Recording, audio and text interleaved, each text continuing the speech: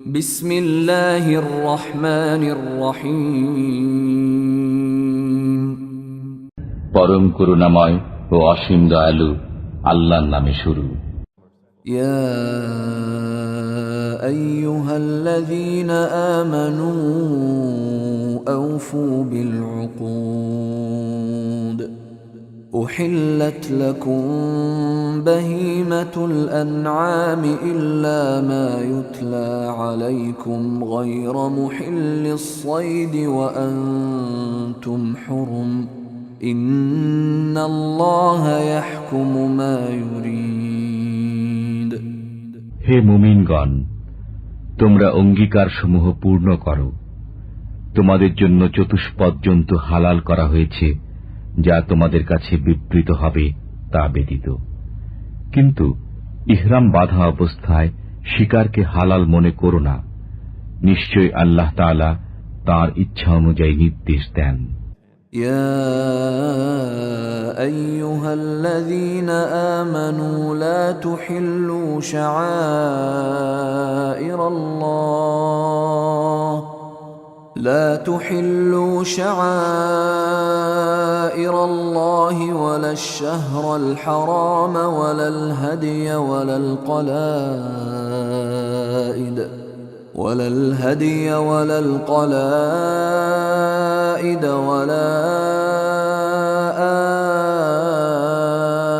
آمين البيت الحرام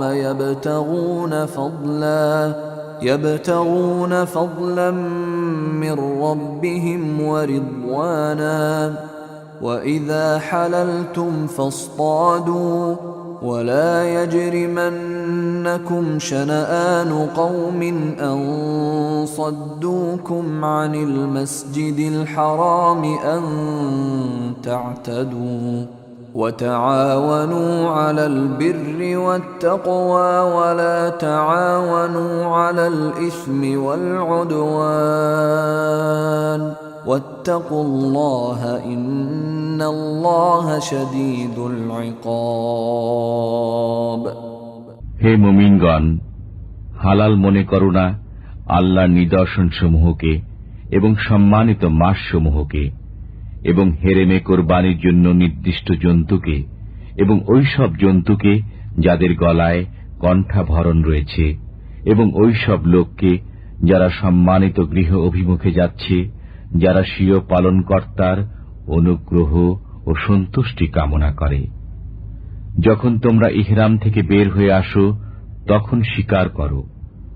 যারা পবিত্র মসজিদ থেকে তোমাদের বাধা দান করেছিল সে সম্প্রদায় শত্রুতা যেন তোমাদের সীমা লঙ্ঘনে প্ররোচিত না করে।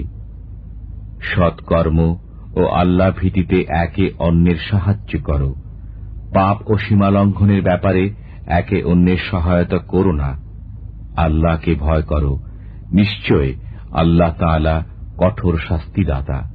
حرمت عليكم الميتة والدم ولحم الخنزير وما أهل لغير الله به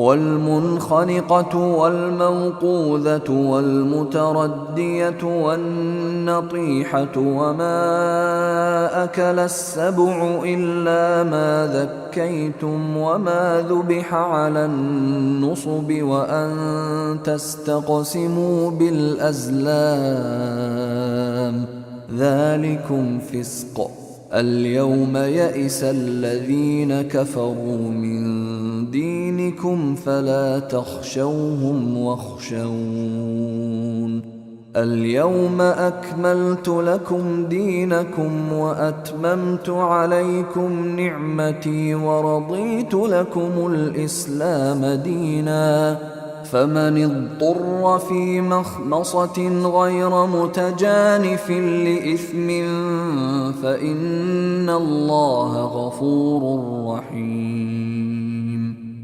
তোমাদের জন্য হারাম করা হয়েছে মৃত জীব, রক্ত, শূকরের মাংস, যেসব জন্তু আল্লাহ ছাড়া অন্যের নামে উৎসর্গকৃত হয়, যা কণ্ঠরোধে মারা যায়, যা আঘাত লেগে মারা যায়, যা উচ্চ স্থান থেকে পতনের ফলে মারা যায়, যা শিঙের আঘাতে মারা যায় এবং যাকে হিংস্র জন্তু ভক্ষণ করেছে, কিন্তু যাকে তোমরা জবেহ করেছ সেটা ছাড়া।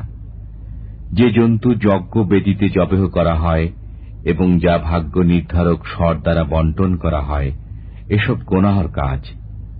আর কাফিররা তোমাদের দিন থেকে নিরাশ হয়ে গেছে, অতএব তাদেরকে ভয় করো না, বরং আমাকে ভয় করো।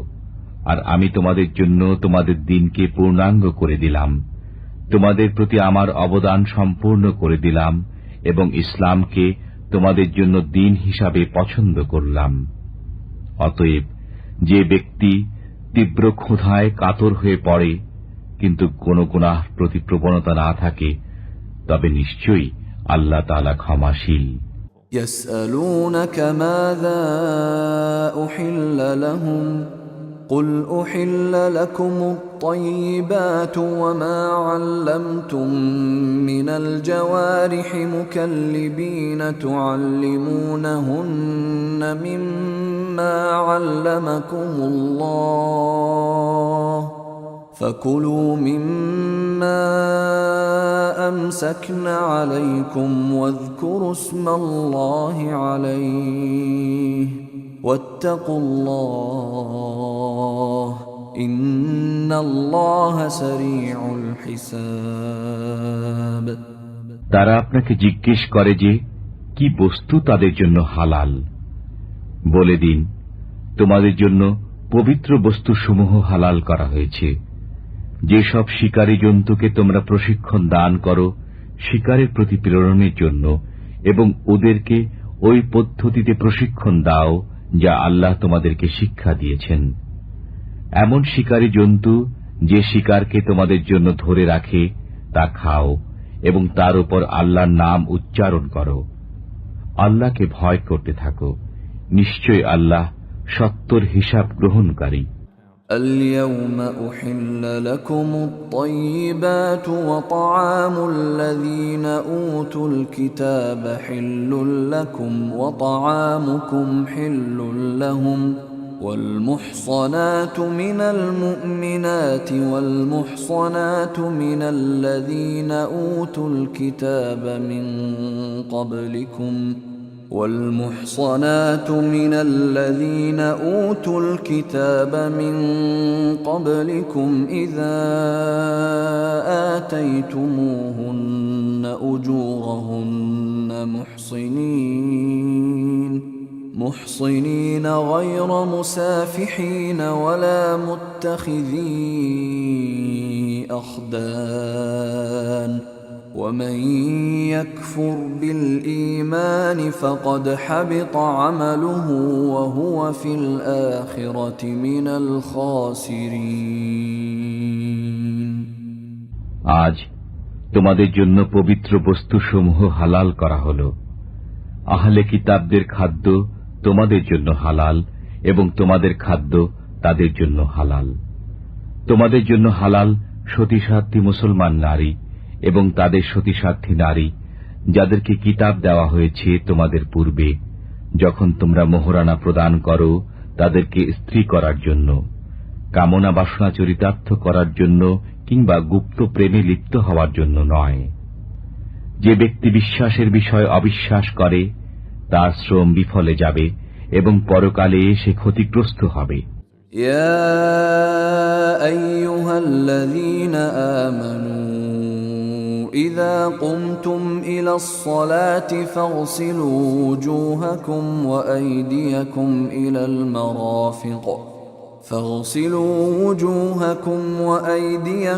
إلى المرافق وامسحوا برؤوسكم وأرجلكم إلى الكعبين وإن كنتم جنبا فاطهروا وإن كنتم مرضى أو على سفر أو جاء أحد منكم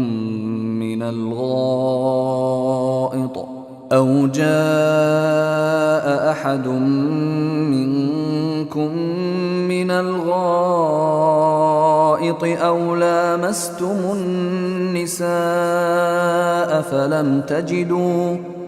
لامستم النساء فلم تجدوا ماء فتيمموا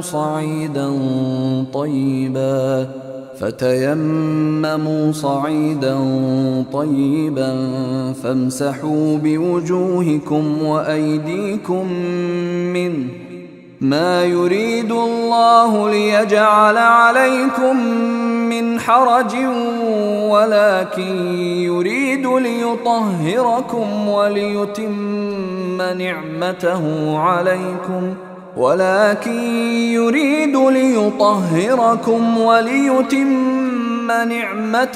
عليكم لعلكم تشكرون হে মুমিনগণ, যখন তোমরা নামাজের জন্য ওঠো তখন স্বীয় মুখমণ্ডল ও হস্তসমূহ কনুই সহ ধৌত করো এবং পদযুগল গিট সহ, আর তোমাদের মাথাসমূহ মাসে করো।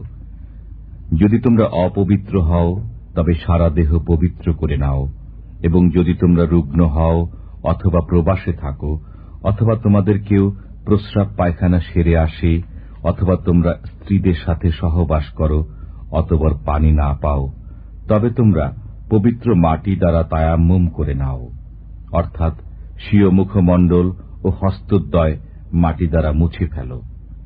আল্লাহ তোমাদেরকে অসুবিধায় ফেলতে চান না, কিন্তু তোমাদের পবিত্র রাখতে চান এবং তোমাদের স্বীয় নিয়ামত পূর্ণ করতে চান, যাতে তোমরা কৃতজ্ঞতা প্রকাশ করো। واذكروا نعمة الله عليكم وميثاقه الذي واثقكم به إذ قلتم سمعنا وأطعنا واتقوا الله إن الله عليم بذات الصدور তোমরা আল্লাহর নিয়ামতের কথা স্মরণ করো যা তোমাদের প্রতি অবতীর্ণ হয়েছে, এবং ওই অঙ্গীকারকেও যা তোমাদের কাছ থেকে নিয়েছেন, যখন তোমরা বলেছিলে আমরা শুনলাম এবং মেনে নিলাম। আল্লাহকে ভয় করো, নিশ্চয়ই আল্লাহ অন্তরের বিষয় সম্পর্কে পুরোপুরি খবর রাখেন। يا أيها الذين آمنوا كونوا قوامين لله شهداء بالقسط ولا يجرمنكم شنآن قوم على ألا تعدلوا اعدلوا هو أقرب للتقوى واتقوا الله إن الله خبير بما تعملون হে মুমিনগণ, তোমরা আল্লাহর উদ্দেশ্যে ন্যায় সাক্ষ্যদানের ব্যাপারে অবিচল থাকবে এবং কোন সম্প্রদায়ের শত্রুতার কারণে কখনো ন্যায় বিচার পরিত্যাগ করো না। সুবিচার করো, এটাই আল্লাহ ভীতির অধিক নিকটবর্তী। আল্লাহকে ভয় করো, তোমরা যা করো নিশ্চয় আল্লাহ সে বিষয়ে খুব জ্ঞাত। وعد الله الذين آمنوا وعملوا الصالحات لهم مغفرة وأجر عظيم যারা বিশ্বাস স্থাপন করে এবং সৎকর্ম সম্পাদন করে, আল্লাহ তাদেরকে ক্ষমা ও মহান প্রতিদানের প্রতিশ্রুতি দিয়েছেন। والذين كفروا وكذبوا بآياتنا أولئك أصحاب الجحيم যারা অবিশ্বাস করে এবং আমার নিদর্শনাবলীকে মিথ্যা বলে, তারা দোজখী। يا أيها الذين آمنوا اذكروا نعمة الله عليكم إذ هم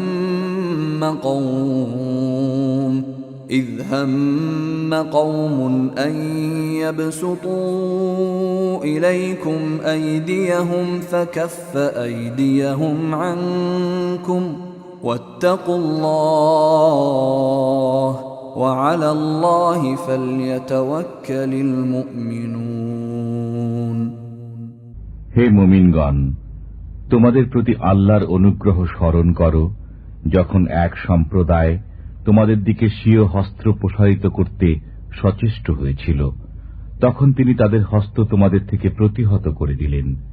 আল্লাহকে ভয় করো এবং মুমিনদের আল্লাহর উপরই ভরসা করা উচিত। وَلَقَدْ أَخَذَ اللَّهُ مِيثَاقَ بَنِي إِسْرَائِيلَ وَبَعَثْنَا مِنْهُمُ 12 نَقِيبًا وَقَالَ اللَّهُ إِنِّي مَعَكُمْ لَئِنْ أَقَمْتُمُ الصَّلَاةَ وَآتَيْتُمُ الزَّكَاةَ وَآمَنْتُمْ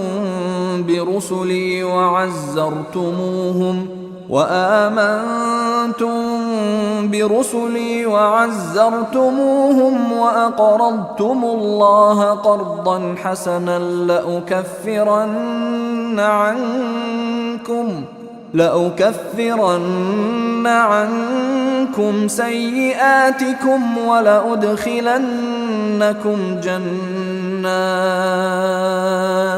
ولأدخلنكم جنات تجري من تحتها الأنهار فمن كفر بعد ذلك منكم فقد ضل سواء السبيل।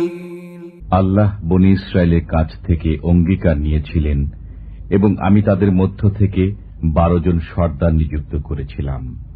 আল্লাহ বলে দিলেন, আমি তোমাদের সঙ্গে আছি।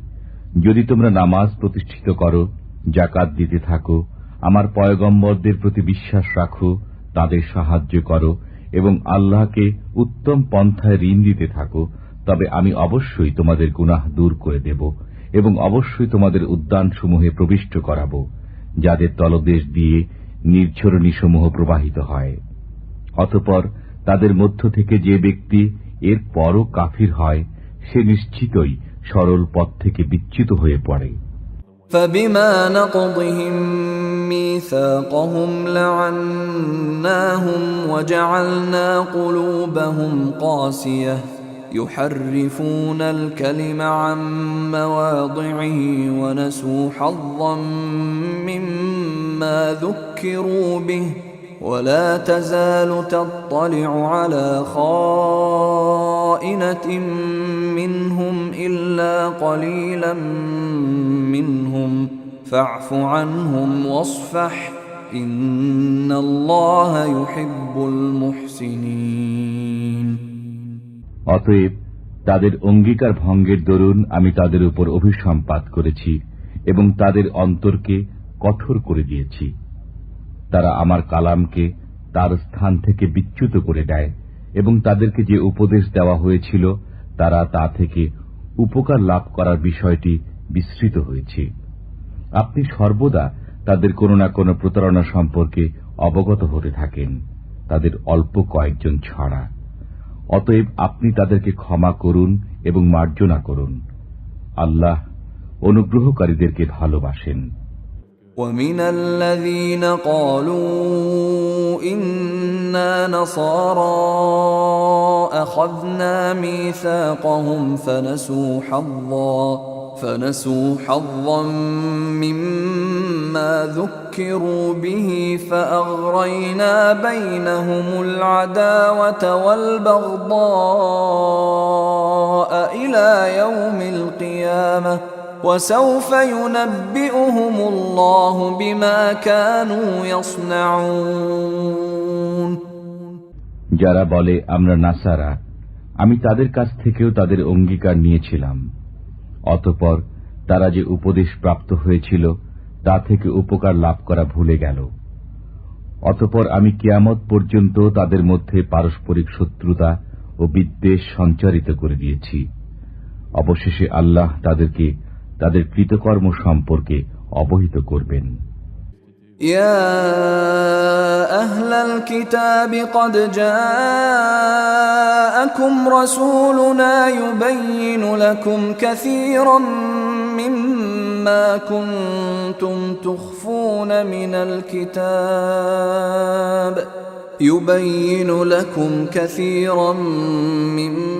ما كنتم تخفون من الكتاب ويعفو عن كثير قد جاءكم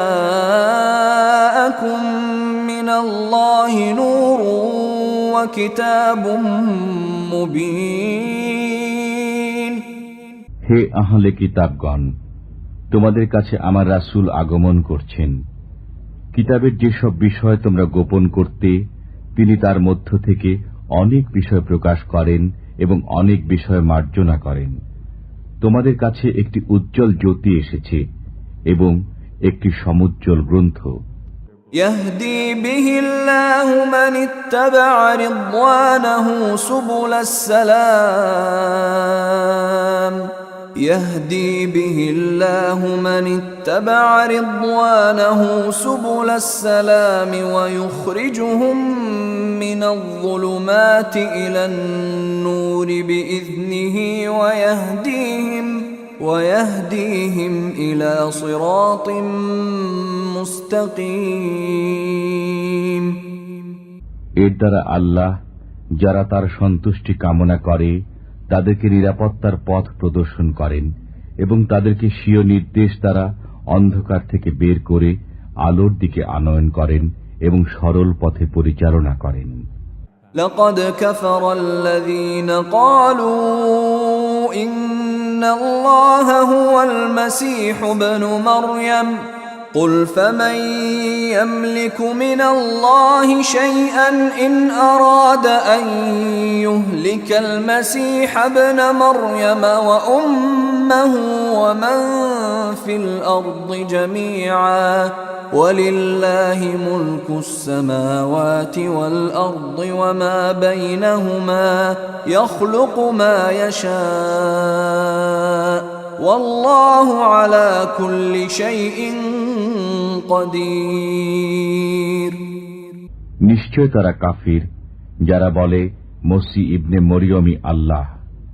আপনি জিজ্ঞেস করুন, যদি তাই হয় তবে বলো, যদি আল্লাহ মসিহ ইবনে মরিয়ম, তাঁর জননী এবং ভূমণ্ডলে যারা আছে তাদের সবাইকে ধ্বংস করতে চান, তবে এমন কারো সাধ্য আছে কি যে আল্লাহর কাছ থেকে তাদেরকে বিন্দুমাত্র বাঁচাতে পারে? নভমণ্ডল, ভূমণ্ডল ও এতদু ভয়ের মধ্যে যা আছে সবকিছুর উপর আল্লাহ তাআলারই আধিপত্য। তিনি যা ইচ্ছা সৃষ্টি করেন।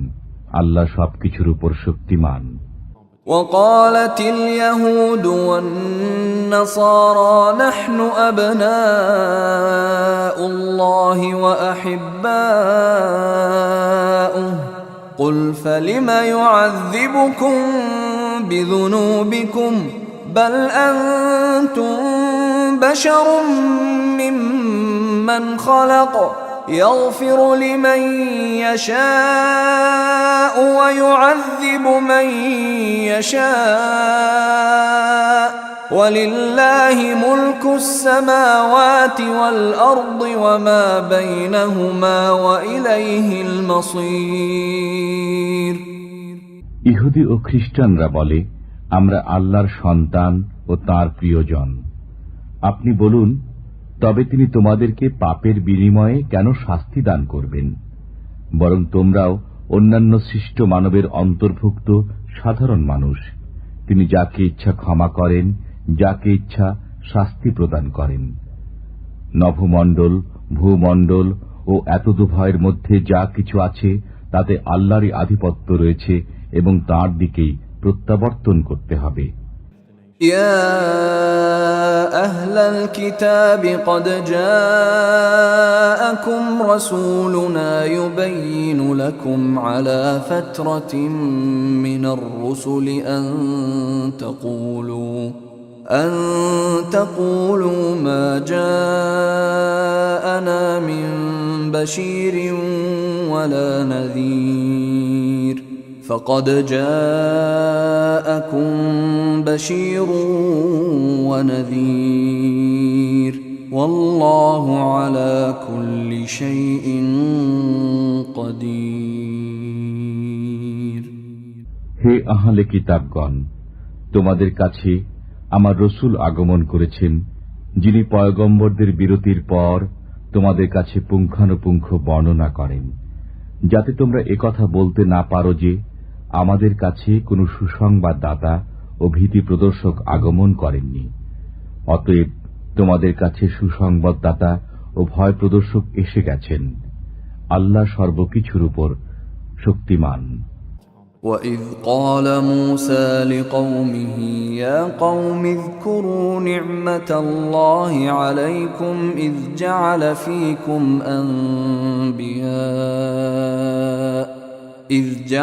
فِيكُمْ أَنْبِيَاءَ وَجَعَلَكُمْ مُلُوكًا وآتاكم ما لم يؤت أحدا من العالمين।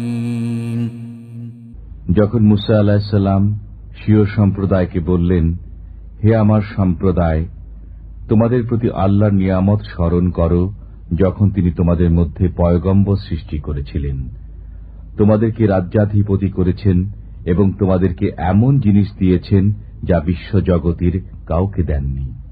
يا قوم ادخلوا الأرض المقدسة التي كتب الله لكم ولا ترتدوا على أدباركم فتنقلبوا خاسرين। হে আমার সম্প্রদায়, পবিত্র ভূমিতে প্রবেশ করো যা আল্লাহ তোমাদের জন্য নির্ধারিত করে দিয়েছেন এবং পেছন দিকে প্রত্যাবর্তন করো না, অন্যথায় তোমরা ক্ষতিগ্রস্ত হয়ে পড়বে। قالوا يا موسى إن فيها قوما جبارين وإنا لن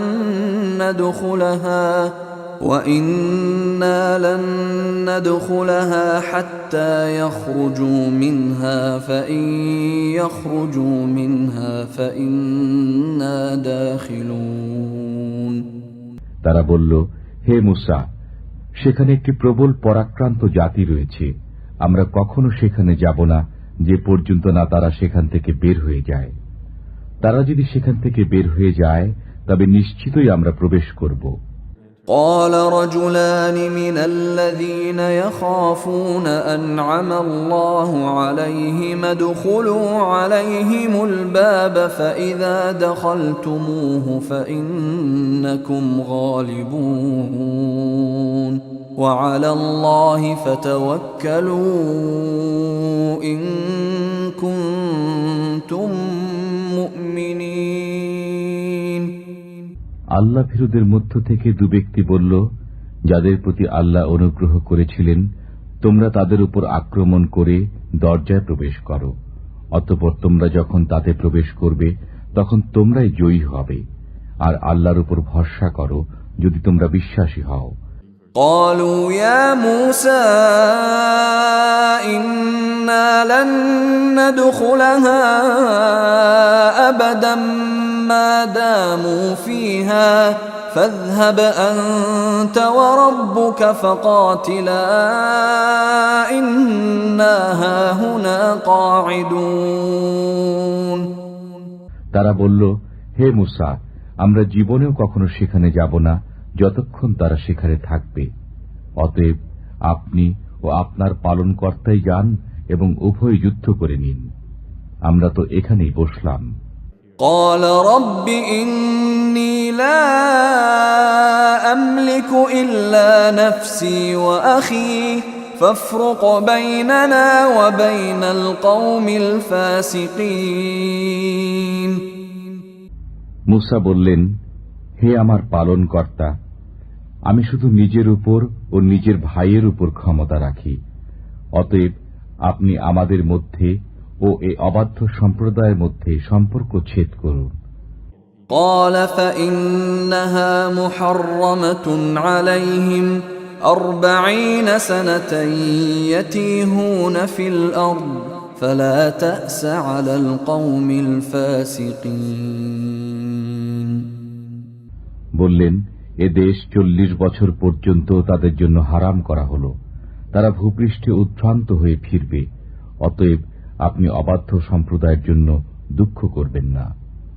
واتل عليهم نبأ ابني آدم بالحق إذ قربا قربانا فتقبل من أحدهما ولم يتقبل من الآخر قال لأقتلنك قال إنما يتقبل الله من المتقين আপনি তাদেরকে আদমের দুই পুত্রের বাস্তব অবস্থা পাঠ করে শোনান। যখন তারা উভয়ে কিছু উৎসর্গ নিবেদন করেছিল তখন তাদের একজনের উৎসর্গ গৃহীত হয়েছিল এবং অপরজনে গৃহীত হয়নি। সে বলল, আমি অবশ্যই তোমাকে হত্যা করব। সে বলল, আল্লাহ ধর্মভীরুদের পক্ষ থেকেই তো গ্রহণ করেন। لئن بسطت إلي يدك لتقتلني ما أنا بباسط يدي إليك لأقتلك إني أخاف الله رب العالمين যদি তুমি আমাকে হত্যা করতে আমার দিকে হস্ত প্রসারিত করো তবে আমি তোমাকে হত্যা করতে তোমার দিকে হস্ত প্রসারিত করব না, কেননা আমি বিশ্বজগতের পালনকর্তা আল্লাহকে ভয় করি। ইন্নী উরিদু আন তাবুআ বিইসমি ওয়া ইসমিকা ফাতাকুনা মিন আসহাবিন নার ওয়া যালিকা জাযাউয যালিমিন। আমি চাই যে আমার পাপ ও তোমার পাপ তুমি নিজের মাথায় চাপিয়ে নাও, অতঃপর তুমি দোজখীদের অন্তর্ভুক্ত হয়ে যাও। এটাই অত্যাচারীদের শাস্তি। فطوعت له نفسه قتل أخيه فقتله فأصبح من الخاسرين অতঃপর তার অন্তর তাকে ভ্রাতৃহত্যায় উদ্বুদ্ধ করল, অনন্তর সে তাকে হত্যা করল, ফলে সে ক্ষতিগ্রস্তদের অন্তর্ভুক্ত হয়ে গেল। فبعث الله غرابا يبحث في الأرض ليريه كيف يواري سوءة أخيه قال يا ويلتى أعجزت أن أكون مثل هذا الغراب فأواري سوءة أخي فأصبح من النادمين আল্লাহ এক কাক প্রেরণ করলেন। সে মাটি খনন করছিল যাতে তাকে শিক্ষা দেয় যে আপন ভ্রাতার মৃতদেহ কিভাবে আবৃত করবে। সে বলল, আফসোস, আমি কি এ কাকের সমতুল্যও হতে পারলাম না যে আমার আপন ভ্রাতার মৃতদেহ আবৃত করি। অতঃপর সে অনুতাপ করতে লাগল। من أجل ذلك كتبنا على بني إسرائيل أنه من قتل نفسا بغير نفس أو فساد في الأرض فكأنما قتل الناس جميعا ومن أحياها فكأنما أحيا الناس جميعا ولقد جاءتهم رسلنا بالبينات ثم إن كثيرا منهم بعد ذلك في الأرض لمسرفون এ কারণেই আমি বনী ইসরায়েলের প্রতি লিখে দিয়েছি যে যে কেউ প্রাণের বিনিময়ে প্রাণ অথবা পৃথিবীতে অনর্থ সৃষ্টি করা ছাড়া কাউকে হত্যা করে সে যেন সব মানুষকেই হত্যা করে, এবং যে কারো জীবন রক্ষা করে সে যেন সবার জীবন রক্ষা করে। তাদের কাছে আমার পয়গম্বরগণ প্রকাশ্য নিদর্শনাবলী নিয়ে এসেছেন, বস্তুত এর পরও তাদের অনেক লোক পৃথিবীতে সীমা অতিক্রম করে। إنما جزاء الذين يحاربون الله ورسوله ويسعون في الأرض فسادا أن يقتلوا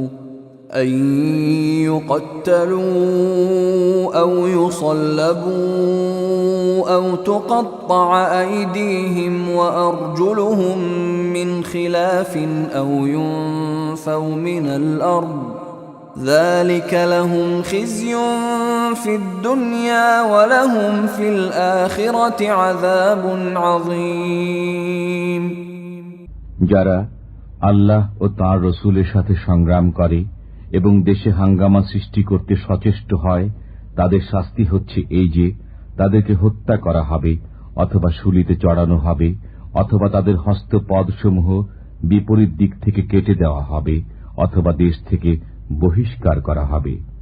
এটি হল তাদের জন্য পার্থিব লাঞ্ছনা, আর পরকালে তাদের জন্য রয়েছে কঠোর শাস্তি। إلا الذين تابوا من قبل أن تقدروا عليهم فاعلموا أن الله غفور رحيم কিন্তু যারা তোমাদের গ্রেপ্তারের পূর্বে তওবা করে, জেনে রাখো আল্লাহ ক্ষমাকারী, দয়ালু। يا أيها الذين آمنوا اتقوا الله وابتغوا إليه الوسيلة وجاهدوا في سبيله لعلكم تفلحون হে মুমিনগণ, আল্লাহকে ভয় করো, তার নৈকট্য অন্বেষণ করো এবং তার পথে জিহাদ করো, যাতে তোমরা সফল কাম হও। إن الذين كفروا لو أن لهم ما في الأرض جميعا ومثله معه ليفتدوا به من عذاب يوم القيامة ما تقبل منهم ولهم عذاب أليم যারা কাফির, যদি তাদের কাছে পৃথিবীর সমুদয় সম্পদ এবং তৎসহ আরো তদনুরূপ সম্পদ থাকে, আর এগুলো বিনিময় দিয়ে কিয়ামতের শাস্তি থেকে পরিত্রাণ পেতে চায়, তবুও তাদের কাছ থেকে তা কবুল করা হবে না। তাদের জন্য যন্ত্রণাদায়ক শাস্তি রয়েছে। يريدون أن يخرجوا من النار وما هم بخارجين منها ولهم عذاب مقيم তারা দোজখের আগুন থেকে বের হয়ে আসতে চাইবে, কিন্তু তা থেকে বের হতে পারবে না। তারা চিরস্থায়ী শাস্তি ভোগ করবে। والسارق والسارقة فاقطعوا أيديهما جزاء بما كسبا نكالا من الله والله عزيز حكيم যে পুরুষ চুরি করে এবং যে নারী চুরি করে, তাদের হাত কেটে দাও তাদের কৃতকর্মের সাজা হিসেবে।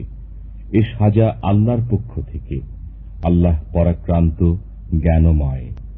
فمن تاب من بعد ظلمه وأصلح فإن الله يتوب عليه إن الله غفور رحيم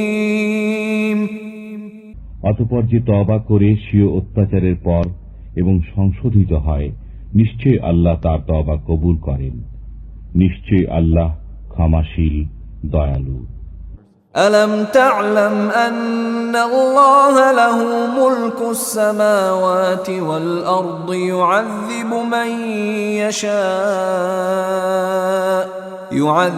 من يشاء ويغفر لمن يشاء والله على كل شيء قدير তুমি কি জানো না যে একান্তভাবে আল্লাহর হাতেই নভমণ্ডল ও ভূমণ্ডলের আধিপত্য?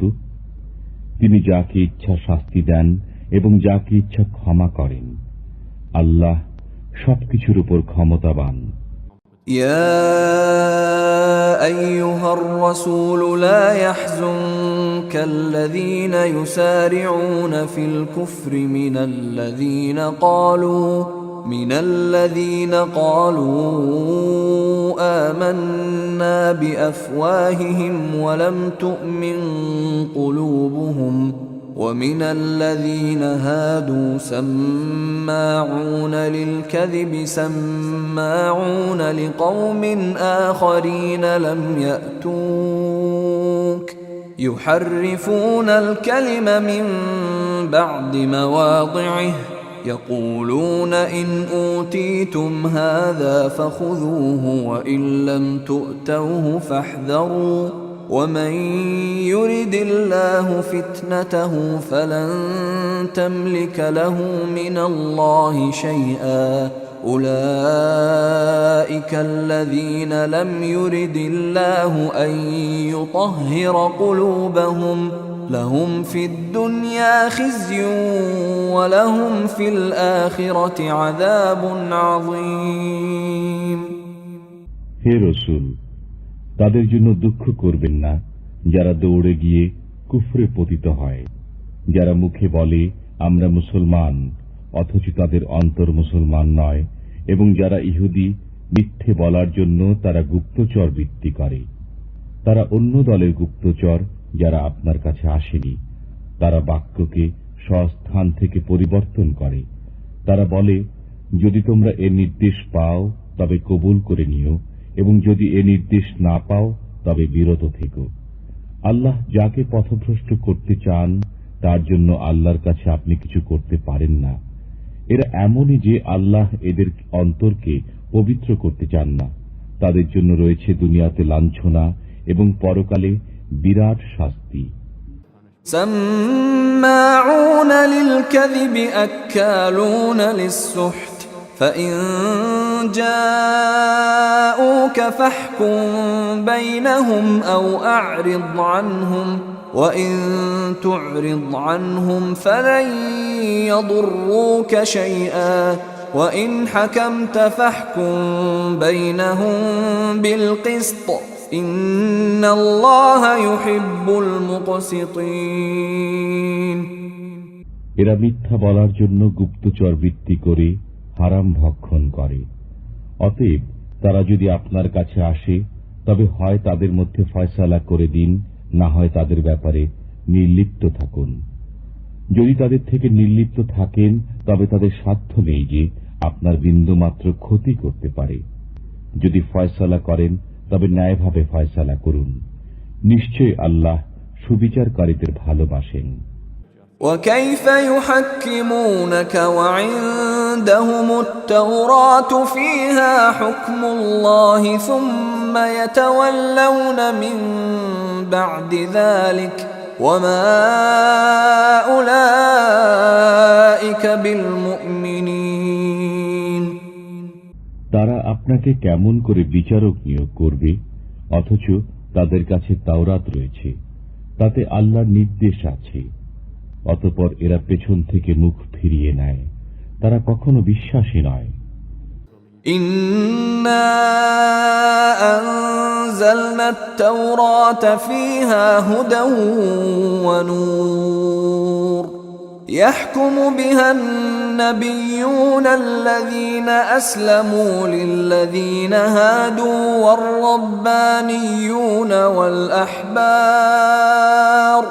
والربانيون والأحبار بما استحفظوا من كتاب الله وكانوا عليه شهداء فلا تخشوا الناس واخشوني ولا تشتروا بآياتي ثمنا قليلا ومن لم يحكم بما أنزل الله فأولئك هم الكافرون আমি তাওরাত অবতীর্ণ করেছি, এতে হেদায়েত ও আলো রয়েছে। আল্লাহর আজ্ঞাবহ পয়গম্বর, দরবেশ ও আলিমরা এর মাধ্যমে ইহুদিদেরকে ফয়সালা দিতেন, কেননা তাদেরকে এ আল্লাহর গ্রন্থে দেখাশোনা করার নির্দেশ দেওয়া হয়েছিল এবং তারা এর রক্ষণাবেক্ষণে নিযুক্ত ছিলেন। অতএব তোমরা মানুষকে ভয় করো না এবং আমাকে ভয় করো, আর আমার আয়াতসমূহের বিনিময়ে তুচ্ছ মূল্য গ্রহণ করো না। যেসব লোক আল্লাহ যা অবতীর্ণ করেছেন তদনুযায়ী ফয়সালা করে না তারাই কাফির।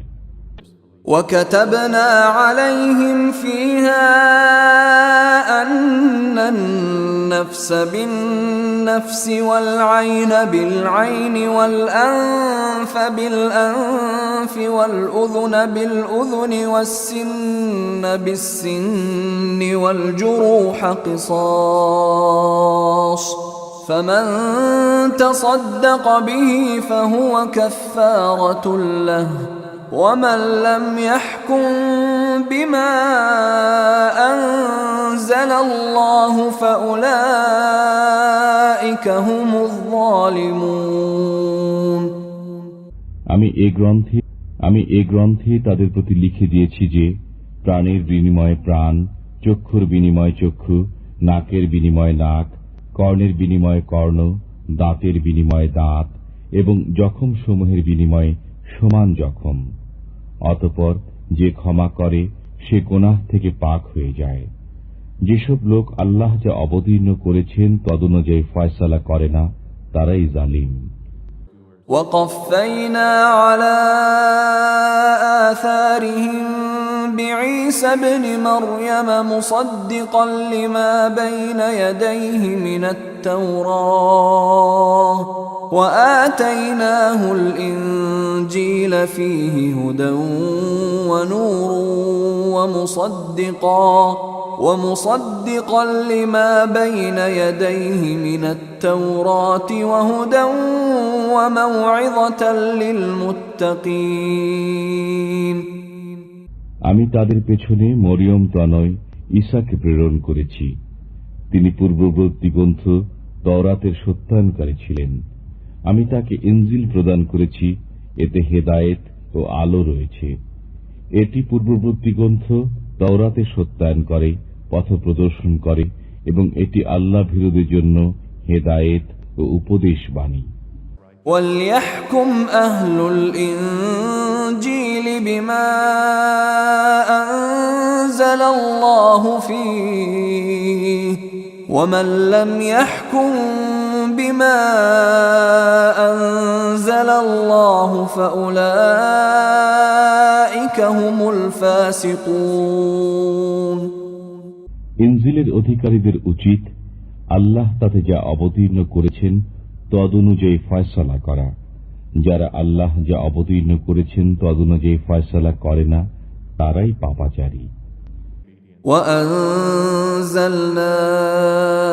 إِلَيْكَ الْكِتَابَ بِالْحَقِّ مُصَدِّقًا لِمَا بَيْنَ يَدَيْهِ مِنَ الْكِتَابِ وَمُهَيْمِنًا عَلَيْهِ فَاحْكُم بَيْنَهُم بِمَا أَنزَلَ اللَّهُ وَلَا تَتَّبِعْ أَهْوَاءَهُمْ عَمَّا جَاءَكَ مِنَ الْحَقِّ لِكُلٍّ جَعَلْنَا مِنكُمْ شِرْعَةً وَمِنْهَاجًا وَلَوْ شَاءَ اللَّهُ لَجَعَلَكُمْ أُمَّةً وَاحِدَةً وَلَكِنْ لِيَبْلُوَكُمْ فِيمَا آتَاكُمْ فَاسْتَبِقُوا الْخَيْرَاتِ إِلَى اللَّهِ مَرْجِعُكُمْ جَمِيعًا فَيُنَبِّئُكُم بِمَا كُنتُمْ فِيهِ تَخْتَلِفُونَ আমি আপনার প্রতি অবতীর্ণ করেছি সত্য গ্রন্থ, যা পূর্ববর্তী গ্রন্থসমূহের সত্যায়নকারী এবং সেগুলোর বিষয়বস্তুর রক্ষণাবেক্ষণকারী। অতএব আপনি তাদের পারস্পরিক ব্যাপারাদিতে আল্লাহ যা অবতীর্ণ করেছেন তদনুযায়ী ফয়সালা করুন এবং আপনার কাছে যে সৎপথ এসেছে তা ছেড়ে তাদের প্রবৃত্তির অনুসরণ করবেন না। আমি তোমাদের প্রত্যেককে একটা আইন ও পথ দিয়েছি। যদি আল্লাহ চাইতেন তবে তোমাদের সবাইকে এক উম্মত করে দিতেন, কিন্তু এরূপ করেননি, যাতে তোমাদেরকে যে ধর্ম দিয়েছেন তাতে তোমাদের পরীক্ষা নেন। অতএব দ্রুত কল্যাণকর বিষয়াদি অর্জন করো। তোমাদের সবাইকে আল্লাহর কাছে প্রত্যাবর্তন করতে হবে। অতঃপর তিনি অবহিত করবেন সে বিষয়ে যাতে তোমরা মতবিরোধ করতে। وأنحكم بينهم بما أنزل الله ولا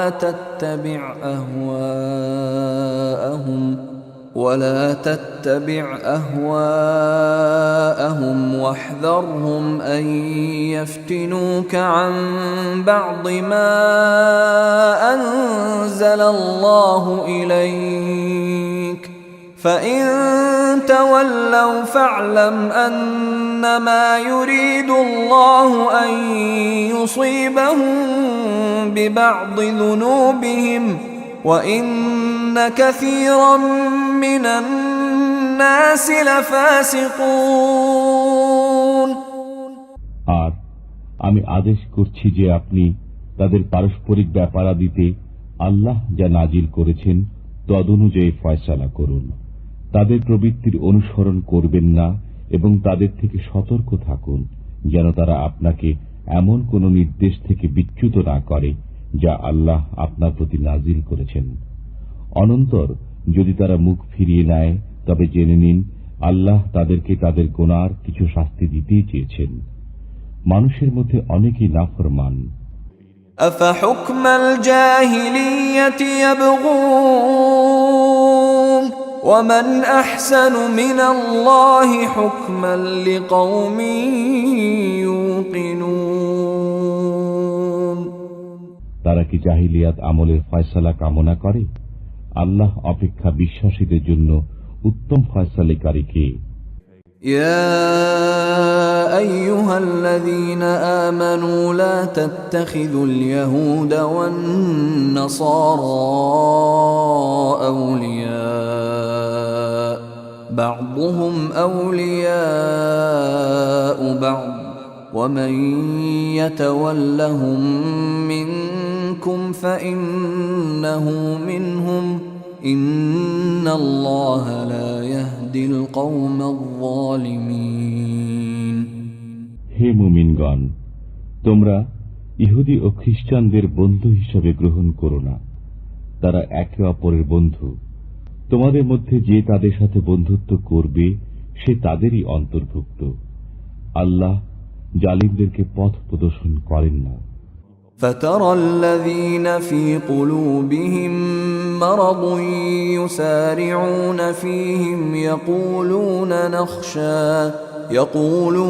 نخشى أن تصيبنا دائرة فعسى الله أن يأتي بالفتح أو أمر من عنده فيصبحوا على ما أسروا في أنفسهم نادمين বস্তুত যাদের অন্তরে রোগ রয়েছে তাদেরকে আপনি দেখবেন দৌড়ে গিয়ে তাদেরই মধ্যে প্রবেশ করে। তারা বলে, আমরা আশঙ্কা করি পাছে না আমরা কোনো দুর্ঘটনায় পতিত হই। অতএব সেদিন বেশি দূরে নয় যেদিন আল্লাহ তাআলা বিজয় প্রকাশ করবেন অথবা নিজের পক্ষ থেকে কোনো নির্দেশ দেবেন। ফলে তারা স্বীয় গোপন মনোভাবের জন্য অনুতপ্ত হবে। ويقول الذين آمنوا أهؤلاء الذين أقسموا بالله جهد أيمانهم إنهم لمعكم حبطت أعمالهم فأصبحوا خاسرين মুসলমানরা বলবে, এরাই কি সেই সব লোক যারা আল্লাহর নামে প্রতিজ্ঞা করত যে আমরা তোমাদের সাথে আছি? তাদের কৃতকর্মসমূহ বিফল হয়ে গেছে, ফলে তারা ক্ষতিগ্রস্ত হয়ে আছে। يا أيها الذين آمنوا من يرتد منكم عن دينه فسوف يأتي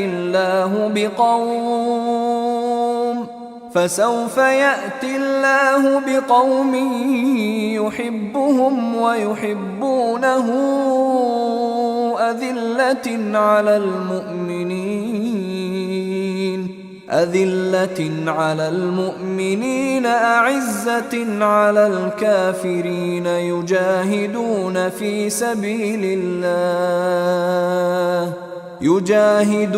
في سبيل الله ولا يخافون لومة لائم ذلك فضل الله يؤتيه من يشاء والله واسع عليم। হে মুমিনগণ, তোমাদের মধ্যে যে স্বীয় ধর্ম থেকে ফিরে যাবে, অচিরে আল্লাহ এমন এক সম্প্রদায় সৃষ্টি করবেন যাদেরকে তিনি ভালোবাসেন এবং তারা তাকে ভালোবাসবে। তারা মুসলমানদের প্রতি দয়াশীল হবে এবং কাফিরদের প্রতি কঠোর হবে। তারা আল্লাহর পথে জিহাদ করবে এবং কোন তিরস্কারকারীর তিরস্কারে ভীত হবে না। এটি আল্লাহর অনুগ্রহ, তিনি যাকে ইচ্ছা দান করেন। আল্লাহ প্রাচুর্য দানকারী, মহাজ্ঞানী।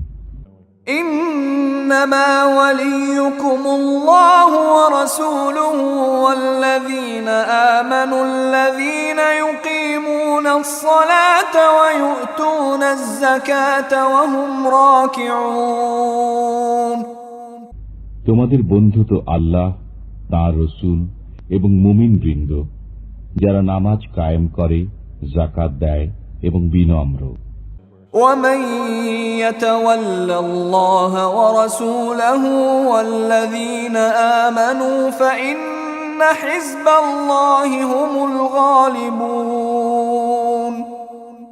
আর যারা আল্লাহ, তাঁর রসূল এবং বিশ্বাসীদের বন্ধুরূপে গ্রহণ করে, তারাই আল্লাহর দল এবং তারাই বিজয়ী। يا أيها الذين آمنوا لا تتخذوا الذين اتخذوا دينكم هزوا ولعبا من الذين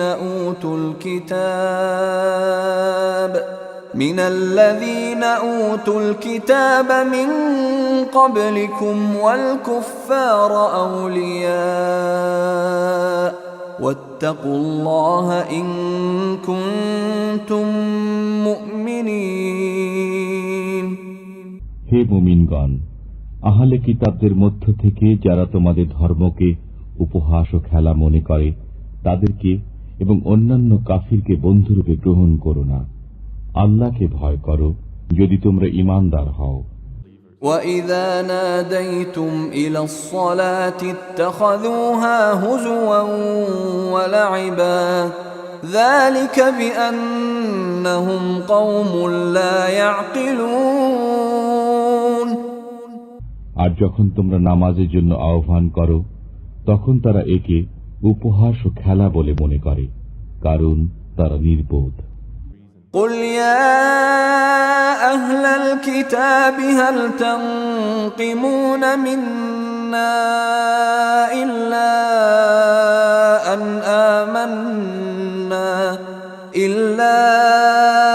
أن آمنا بالله وما أنزل إلينا وما أنزل من قبل وأن أكثركم فاسقون। বলুন, হে আহলে কিতাবগণ, আমাদের সাথে তোমাদের এছাড়া কি শত্রুতা যে আমরা বিশ্বাস স্থাপন করেছি আল্লাহর প্রতি, আমাদের উপর অবতীর্ণ গ্রন্থের প্রতি এবং পূর্বে অবতীর্ণ গ্রন্থের প্রতি, আর তোমাদের অধিকাংশই নাফরমান। قل هل أنبئكم بشر من ذلك مثوبة عند الله من لعنه الله وغضب عليه وجعل منهم القردة والخنازير وعبد الطاغوت أولئك شر مكانا وأضل عن سواء السبيل।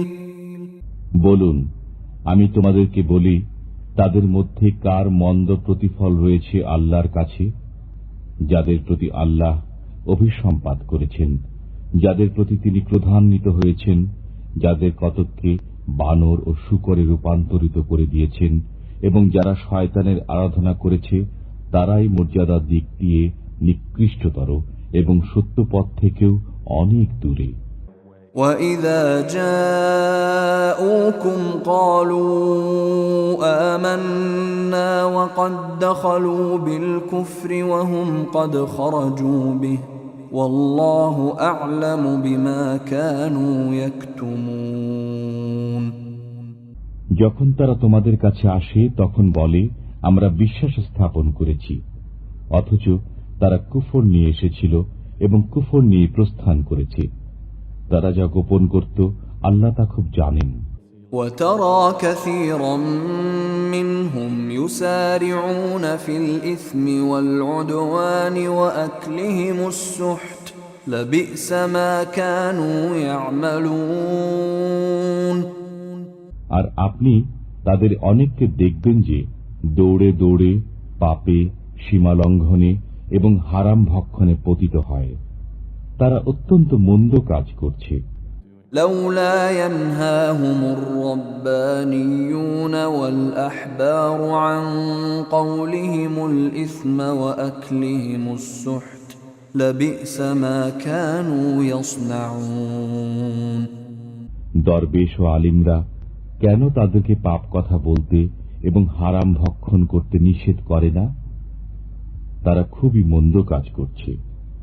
وقالت اليهود يد الله مغلولة غلت أيديهم ولعنوا بما قالوا بل يداه مبسوطتان ينفق كيف يشاء وليزيدن كثيرا منهم ما أنزل إليك من ربك طغيانا وكفرا وألقينا بينهم العداوة والبغضاء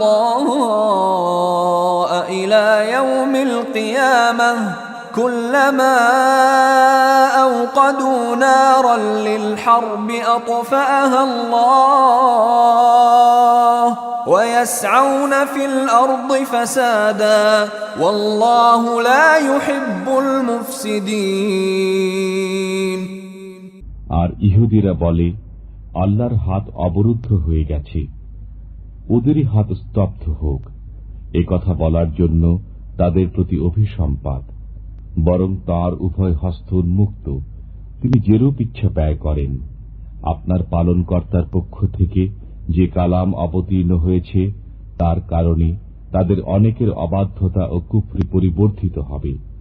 আমি তাদের পরস্পরের মধ্যে কিয়ামত পর্যন্ত শত্রুতা ও বিদ্বেষ সঞ্চারিত করে দিয়েছি।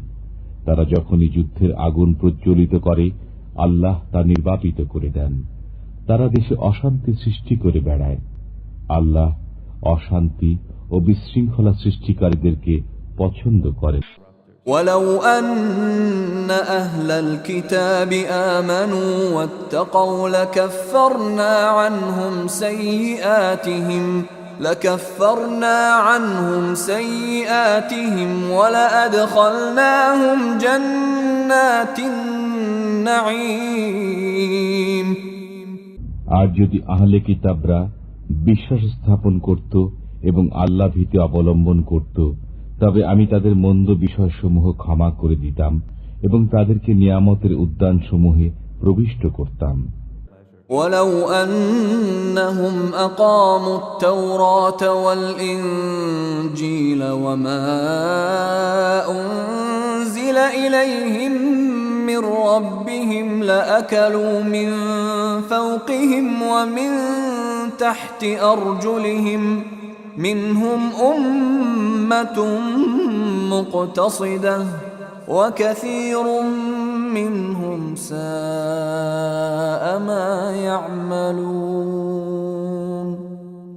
যদি তারা তাওরাত, ইনজিল এবং যা কিছু পালনকর্তার পক্ষ থেকে তাদের প্রতি অবতীর্ণ হয়েছে পুরোপুরি পালন করত, তবে তারা উপর থেকে এবং পায়ের নিচ থেকে ভক্ষণ করত।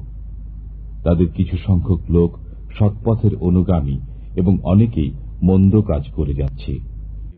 يا أيها الرسول بلغ ما أنزل إليك من ربك وإن لم تفعل فما بلغت رسالته والله يعصمك من الناس إن الله لا يهدي القوم الكافرين হে রসূল, পৌঁছে দিন আপনার পালনকর্তার পক্ষ থেকে আপনার প্রতি যা অবতীর্ণ হয়েছে, আর যদি আপনি এরূপ না করেন তবে আপনি তাঁর পয়গাম কিছুই পৌঁছালেন না।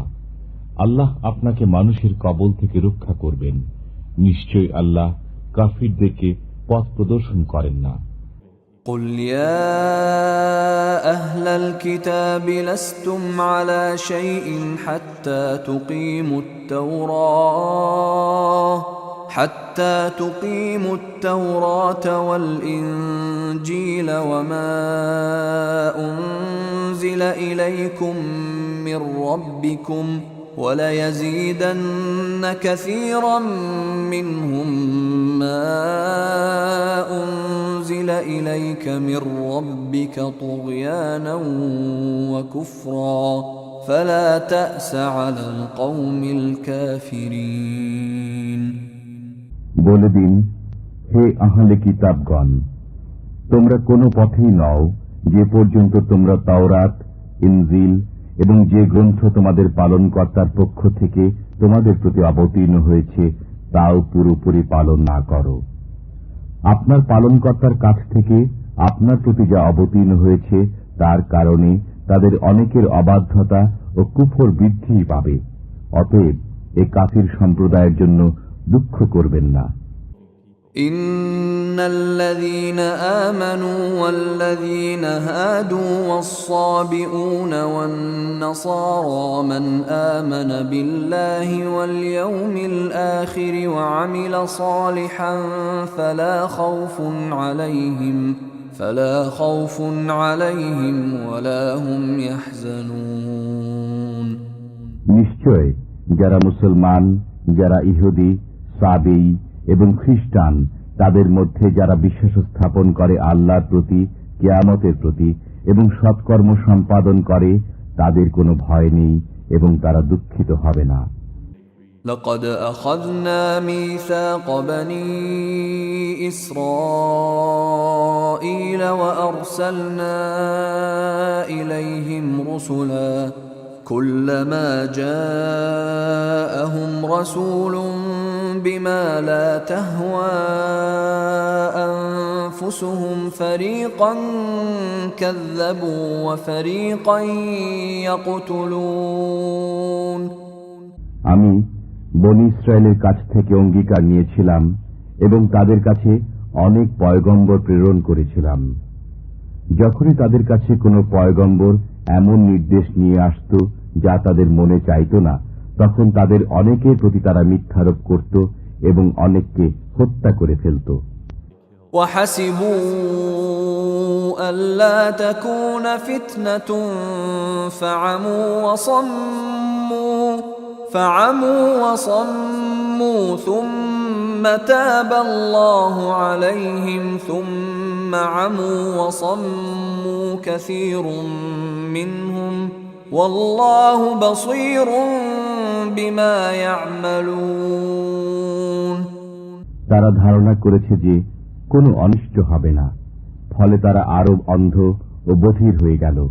অতঃপর আল্লাহ তাদের তওবা কবুল করলেন। এরপরও তাদের অধিকাংশই অন্ধ ও বধির হয়ে রইল।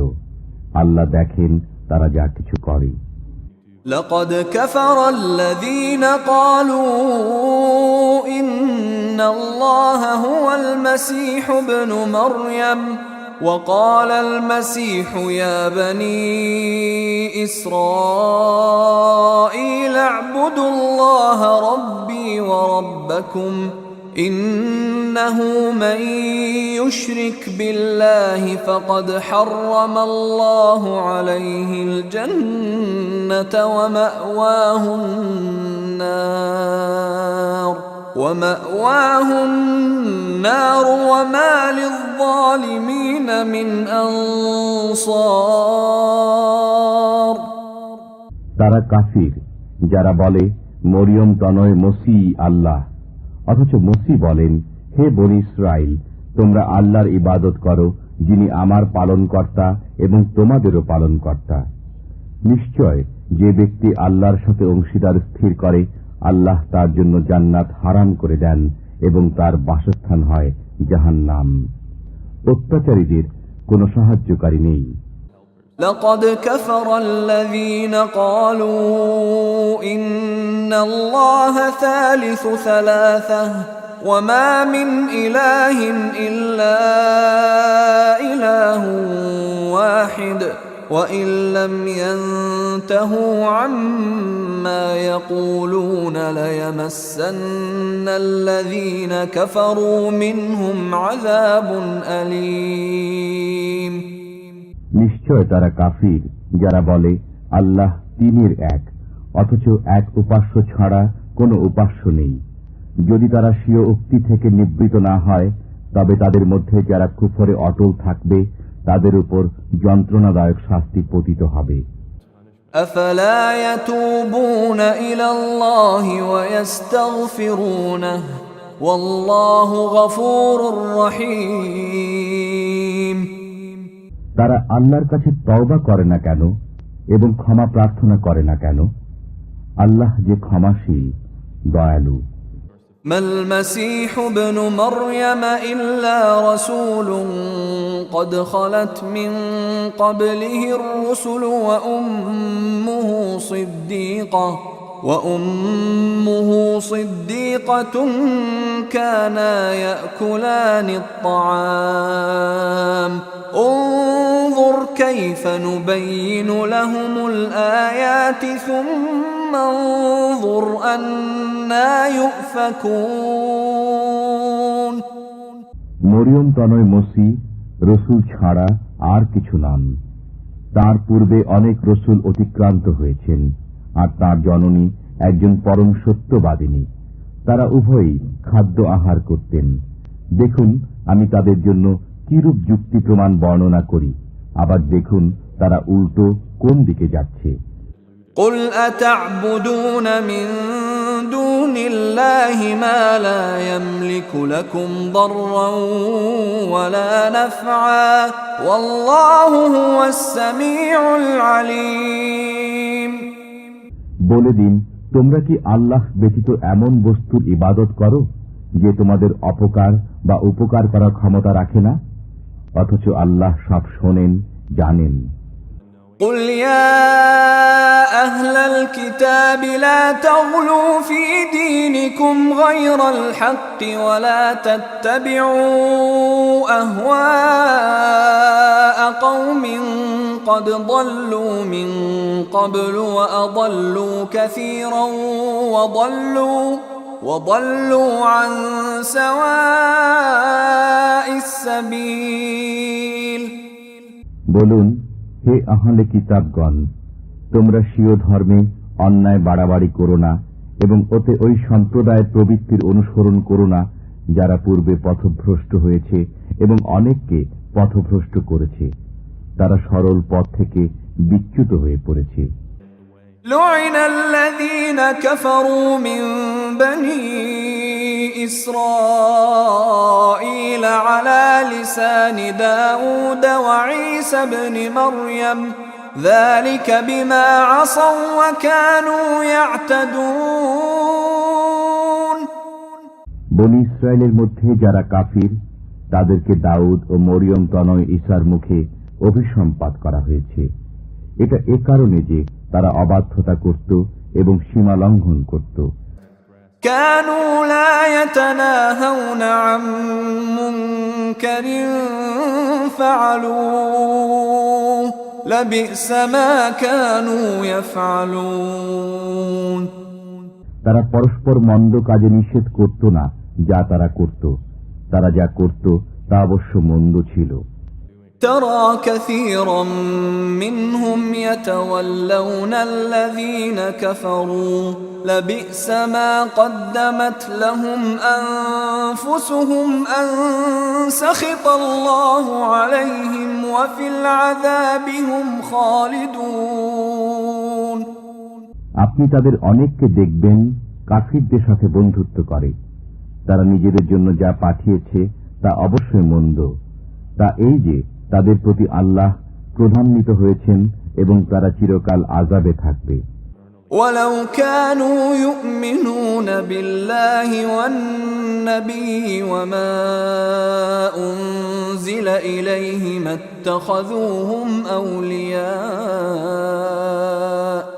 اتخذوهم أولياء ولكن كثيرا منهم فاسقون। যদি তারা আল্লাহর প্রতি এবং রসুলের প্রতি অবতীর্ণ বিষয়ের প্রতি বিশ্বাস স্থাপন করত, তবে কাফিরদের বন্ধুরূপে গ্রহণ করত না, কিন্তু তাদের মধ্যে অনেকেই দুরাচার।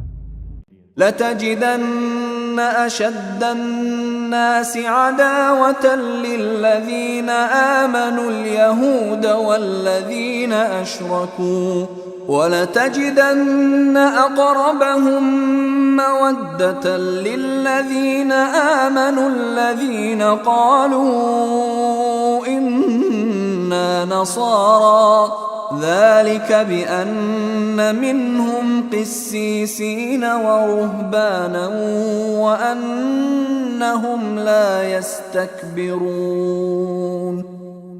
আপনি সব মানুষের চাইতে মুসলমানদের অধিক শত্রু ইহুদি ও মুশরিকদেরকে পাবেন, এবং আপনি সবার চাইতে মুসলমানদের সাথে বন্ধুত্বে অধিক নিকটবর্তী তাদেরকে পাবেন যারা নিজেদেরকে খ্রিস্টান বলে। এর কারণ এই যে খ্রিস্টানদের মধ্যে আলিম রয়েছে, দরবেশ রয়েছে, এবং তারা অহংকার করে না। وَإِذَا سَمِعُوا مَا أُنزِلَ إِلَى الرَّسُولِ تَرَى أَعْيُنَهُمْ تَفِيضُ مِنَ الدَّمْعِ مِمَّا عَرَفُوا مِنَ الْحَقِّ يَقُولُونَ رَبَّنَا آمَنَّا فَاكْتُبْنَا مَعَ الشَّاهِدِينَ।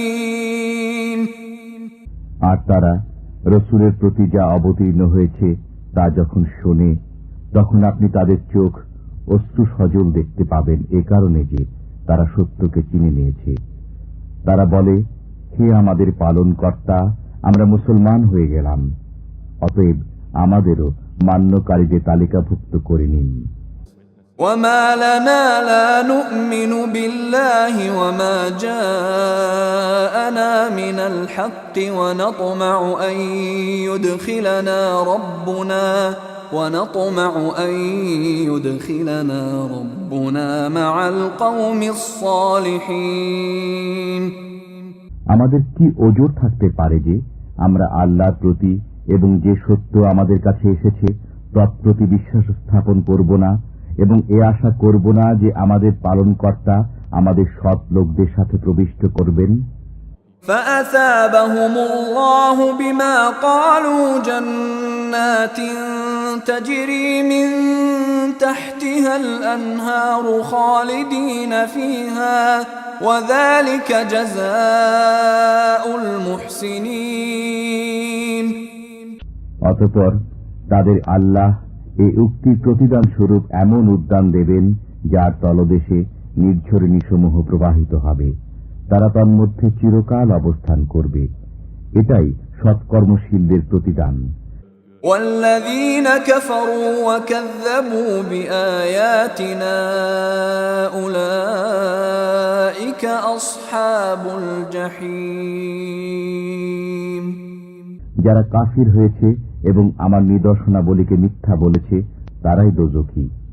يا أيها الذين آمنوا لا تحرموا طيبات ما أحل الله لكم ولا تعتدوا إن الله لا يحب المعتدين।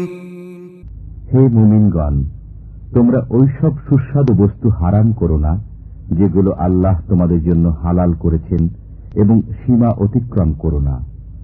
নিশ্চয় আল্লাহ সীমা অতিক্রমকারীদের পছন্দ করেন না। وَكُلُوا مِمَّا رَزَقَكُمُ اللَّهُ حَلَالًا طَيِّبًا وَاتَّقُوا اللَّهَ الَّذِي أَنْتُمْ بِهِ مُؤْمِنُونَ।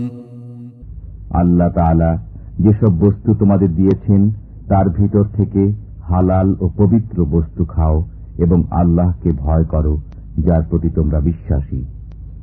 لا يؤاخذكم الله باللغو في أيمانكم ولكن يؤاخذكم بما عقدتم الأيمان فكفارته إطعام 10 مساكين من أوسط ما تطعمون أهليكم أو كسوتهم أو تحرير رقبة فمن لم يجد فصيام 3 أيام ذلك كفارة أيمانكم إذا حلفتم واحفظوا أيمانكم كذلك يبين الله لكم آياته لعلكم تشكرون।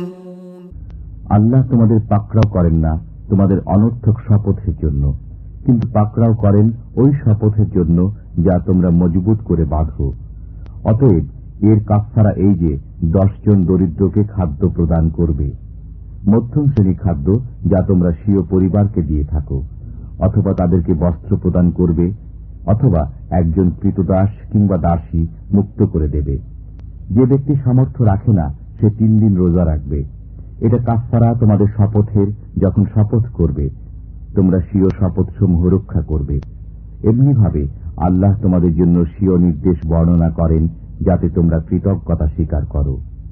يا أيها الذين آمنوا إنما الخمر والميسر والأنصاب والأزلام رجس من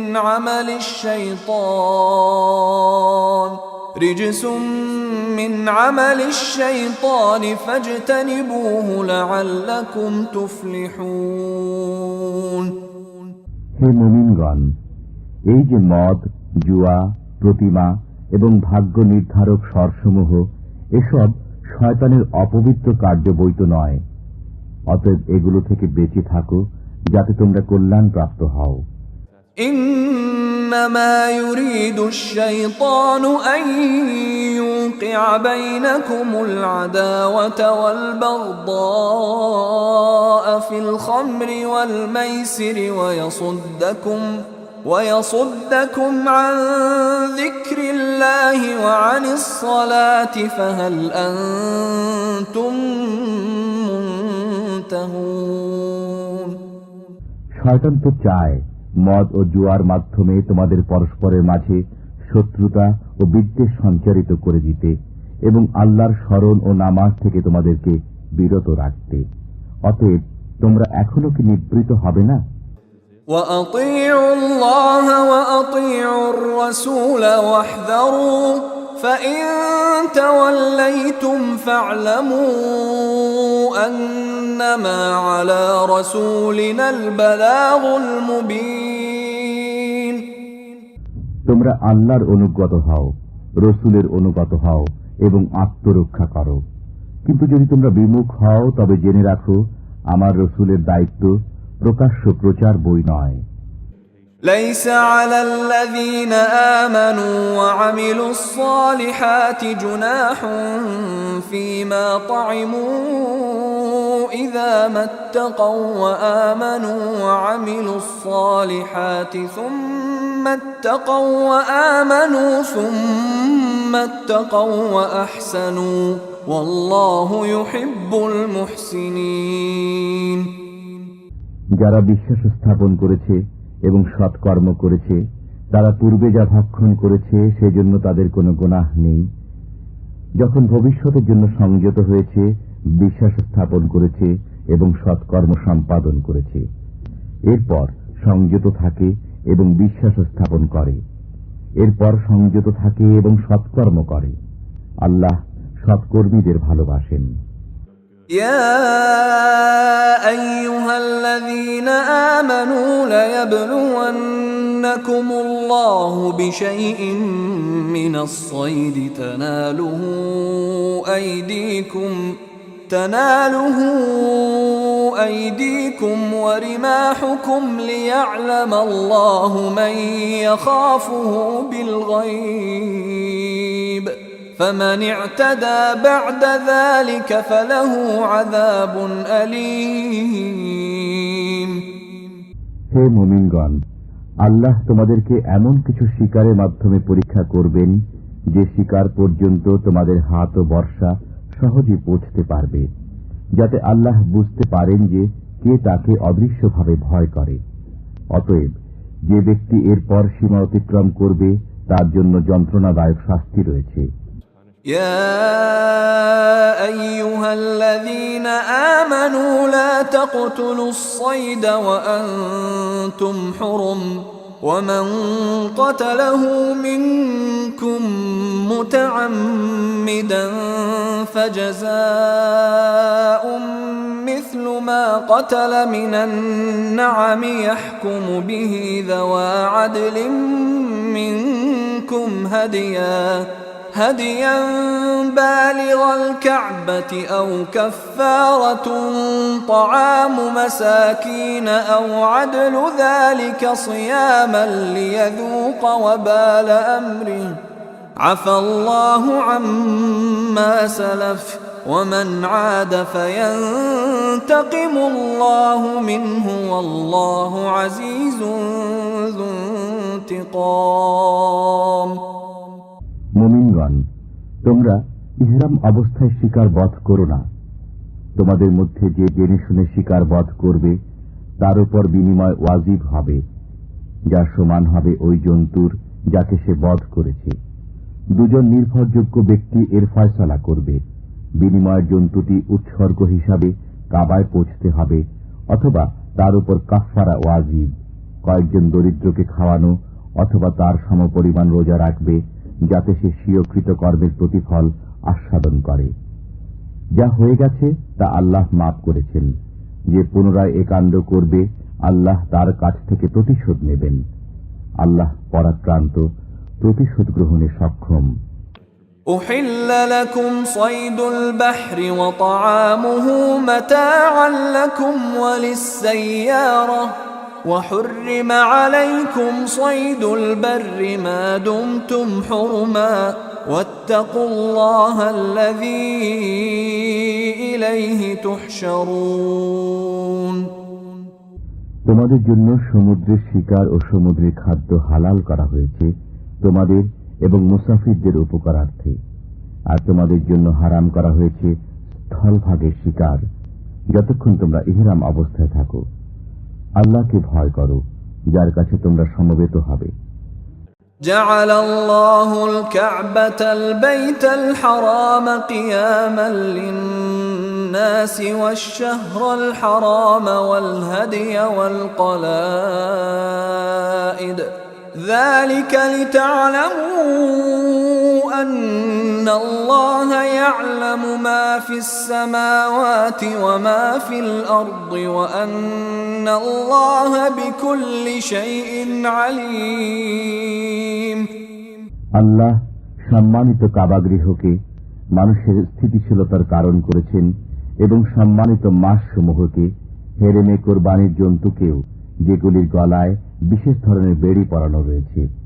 এর কারণ এই যে যাতে তোমরা জেনে নাও যে আল্লাহ নভমণ্ডল ও ভূমণ্ডলের সবকিছু জানেন এবং আল্লাহ সর্ববিষয়ে মহাজ্ঞানী। اعلموا أن الله شديد العقاب وأن الله غفور رحيم। জেনে নাও, নিশ্চয় আল্লাহ কঠোর শাস্তিদাতা ও নিশ্চয় আল্লাহ ক্ষমাশীল, দয়ালু। ما على الرسول إلا البلاغ والله يعلم ما تبدون وما تكتمون। রসুলের দায়িত্ব শুধু পৌঁছিয়ে দেওয়া। আল্লাহ জানেন যা কিছু তোমরা প্রকাশ্যে করো এবং যা কিছু গোপনে করো। قل لا يستوي الخبيث والطيب ولو أعجبك كثرة الخبيث فاتقوا الله يا أولي الألباب لعلكم تفلحون। বলে দিন, অপবিত্র ও পবিত্র সমান নয়, যদিও অপবিত্রের প্রাচুর্য তোমাকে বিস্মিত করে। অতএব হে বুদ্ধিমানগণ, আল্লাহকে ভয় করো যাতে তোমরা সফলতা লাভ করতে পারো।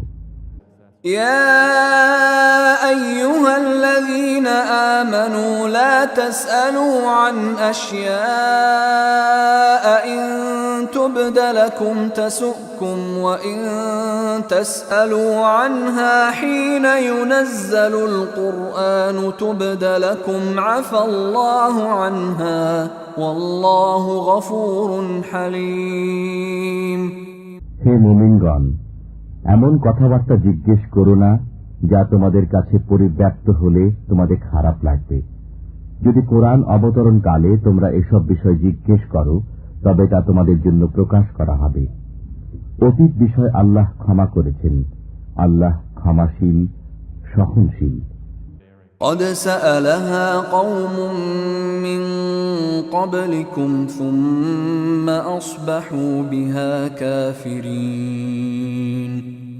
এরূপ কথাবার্তা তোমাদের পূর্বে এক সম্প্রদায় জিজ্ঞেস করেছিল, এরপর তারা এসব বিষয়ে অবিশ্বাসী হয়ে গেল।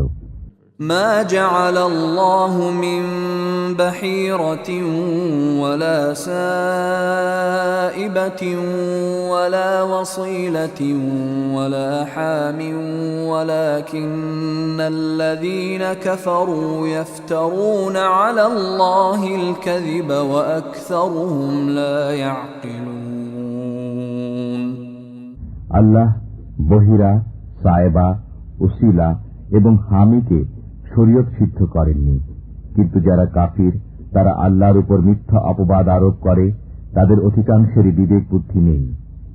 وَإِذَا قِيلَ لَهُمْ تَعَالَوْا إِلَى مَا أَنزَلَ اللَّهُ وَإِلَى الرَّسُولِ قَالُوا حَسْبُنَا مَا وَجَدْنَا عَلَيْهِ آبَاءَنَا أَوَلَوْ كَانَ آبَاؤُهُمْ لَا يَعْلَمُونَ شَيْئًا وَلَا يَهْتَدُونَ।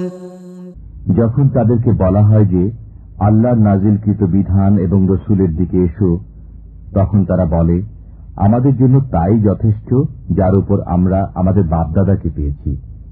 যদি তাদের বাপদাদারা কোনো জ্ঞান না রাখে এবং হেদায়েত প্রাপ্ত না হয়, তবু কি তারা তাই করবে? يا أيها الذين آمنوا عليكم أنفسكم لا يضركم من ضل إذا اهتديتم إلى الله مرجعكم جميعا فينبئكم بما كنتم تعملون। হে মুমিনগণ, তোমরা নিজেদের চিন্তা করো। তোমরা যখন সৎ পথে রয়েছ তখন কেউ পথভ্রান্ত হলে তাতে তোমাদের কোনো ক্ষতি নেই। তোমাদের সবাইকে আল্লাহর কাছে ফিরে যেতে হবে, তখন তিনি তোমাদেরকে বলে দেবেন যা কিছু তোমরা করতে। يا أيها الذين آمنوا شهادة بينكم إذا حضر أحدكم الموت حين الوصية اثنان ذوا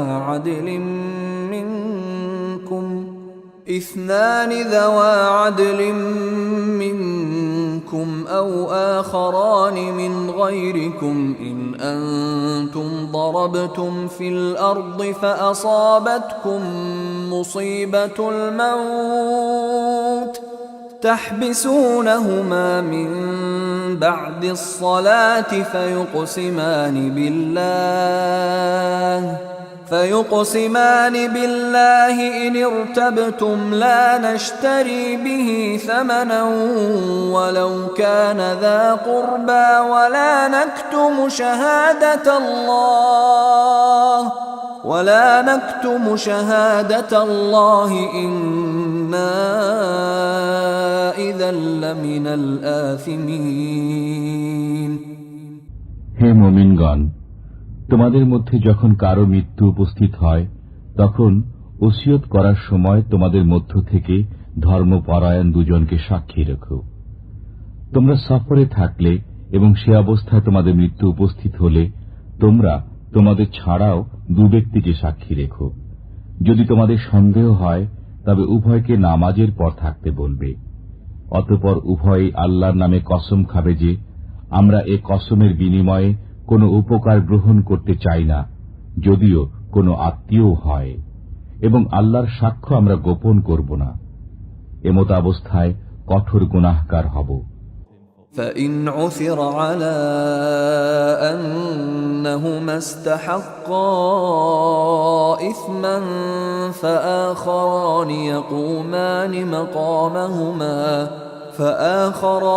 يقومان مقامهما من الذين استحق عليهم الأوليان فيقسمان بالله لشهادتنا أحق من شهادتهما وما اعتدينا إنا إذا لمن الظالمين। অতঃপর যদি জানা যায় যে উভয় ওসি কোন গুনাহে জড়িত রয়েছে, তবে যাদের বিরুদ্ধে গুনাহ হয়েছিল তাদের মধ্য থেকে মৃত ব্যক্তির নিকটতম দু ব্যক্তি তাদের স্থলাভিষিক্ত হবে। অতঃপর আল্লাহর নামে কসম খাবে যে অবশ্যই আমাদের সাক্ষ্য তাদের সাক্ষ্যের চাইতে অধিক সত্য এবং আমরা সীমা অতিক্রম করিনি। এমত অবস্থায় আমরা অবশ্যই অত্যাচারী হব। ذلك أدنى أن يأتوا بالشهادة على وجهها أو يخافوا أن ترد أيمان بعد أيمانهم واتقوا الله واسمعوا والله لا يهدي القوم الفاسقين। এটি এ বিষয়ে নিকটতম উপায় যে তারা ঘটনাকে সঠিকভাবে প্রকাশ করবে অথবা আশঙ্কা করবে যে তাদের কাছ থেকে কসম নেওয়ার পর আবার কসম চাওয়া হবে। আল্লাহকে ভয় করো এবং শোনো, আল্লাহ দুরাচারীদেরকে পথ প্রদর্শন করবেন না। يوم يجمع الله الرسل فيقول ماذا أجبتم قالوا لا علم لنا إنك أنت علام الغيوب। যেদিন আল্লাহ সব পয়গম্বরকে একত্র করবেন অতঃপর বলবেন, তোমরা কি উত্তর পেয়েছিলে? তারা বলবেন, আমরা অবগত নই, আপনি অদৃশ্য বিষয়ে মহাজ্ঞানী। إذ قال الله يا عيسى ابن مريم اذكر نعمتي عليك وعلى والدتك إذ أيدتك بروح القدس تكلم الناس في المهد وكهلا وإذ علمتك الكتاب والحكمة والتوراة والإنجيل وإذ تخلق من الطين كهيئة الطير بإذني فتنفخ فيها فتكون طيرا بإذني وتبرئ الأكمه والأبرص بإذني وإذ تخرج الموتى بإذني وإذ كففت بني إسرائيل عنك إذ جئتهم بالبينات فقال الذين كفروا منهم إن هذا إلا سحر مبين। যখন আল্লাহ বলবেন, হে ঈসা ইবনে মরিয়ম, তোমার প্রতি ও তোমার মাতার প্রতি আমার অনুগ্রহ স্মরণ করো, যখন আমি তোমাকে পবিত্র আত্মার দ্বারা সাহায্য করেছি। তুমি মানুষের সাথে কথা বলতে কোলেও এবং পরিণত বয়সেও, এবং যখন আমি তোমাকে গ্রন্থ, প্রগাঢ় জ্ঞান, তাওরাত ও ইনজিল শিক্ষা দিয়েছি, এবং যখন তুমি কাদামাটি দিয়ে পাখির প্রতিকৃতির মতো প্রতিকৃতি নির্মাণ করতে আমার আদেশে, অতঃপর তুমি যাতে ফু দিতে, ফলে তা আমার আদেশে পাখি হয়ে যেত, এবং তুমি আমার আদেশে জন্মান্ধ ও কুষ্ঠ রোগীকে নিরাময় করে দিতে, এবং যখন তুমি আমার আদেশে মৃতদেরকে বের করে দাঁড় করিয়ে দিতে, এবং যখন আমি বনী ইসরায়েলকে তোমার থেকে নিবৃত রেখেছিলাম, যখন তুমি তাদের কাছে প্রমাণাদি নিয়ে এসেছিলে, অতঃপর তাদের মধ্যে যারা কাফির ছিল তারা বলল, এটা প্রকাশ্য জাদু ছাড়া কিছুই নয়। وَإِذْ أَوْحَيْتُ إِلَى الْحَوَارِيِّينَ أَنْ آمِنُوا بِي وَبِرَسُولِي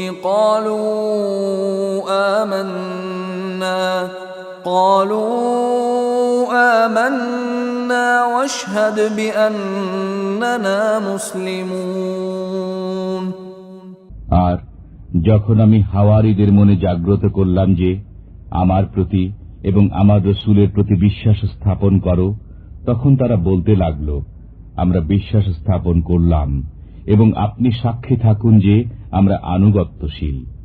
إذ قال الحواريون يا عيسى ابن مريم هل يستطيع ربك أن ينزل علينا مائدة من السماء قال اتقوا الله إن كنتم مؤمنين। যখন হাওয়ারীরা বলল, হে মরিয়ম তনয় ঈসা, আপনার পালনকর্তা কি এরূপ করতে পারেন যে আমাদের জন্য আকাশ থেকে খাদ্য ভর্তি খাঞ্চা অবতরণ করে দেবেন? সে বলল, যদি তোমরা ঈমানদার হও তবে আল্লাহকে ভয় করো। قالوا نريد أن نأكل منها وتطمئن قلوبنا ونعلم أن قد صدقتنا ونكون عليها من الشاهدين। তারা বলল, আমরা তা থেকে খেতে চাই, আমাদের অন্তর পরিতৃপ্ত হবে, আমরা জেনে নেব যে আপনি সত্য বলেছেন এবং সাক্ষ্যদাতা হয়ে যাব। قال عيسى ابن مريم اللهم ربنا أنزل علينا مائدة من السماء تكون لنا عيدا لأولنا وآخرنا وآية منك وارزقنا وأنت خير الرازقين। ঈসা ইবনে মরিয়ম বললেন, হে আল্লাহ, আমাদের পালন কর্তা, আমাদের প্রতি আকাশ থেকে খাদ্য ভর্তি খাঞ্চা অবতরণ করুন, তা আমাদের জন্য অর্থাৎ আমাদের প্রথম ও পরবর্তী সবার জন্য আনন্দোৎসব হবে এবং আপনার পক্ষ থেকে একটি নিদর্শন হবে। আপনি আমাদেরকে রুজি দিন, আপনি শ্রেষ্ঠ রুজিদাতা। قال الله إني منزلها عليكم فمن يكفر بعد منكم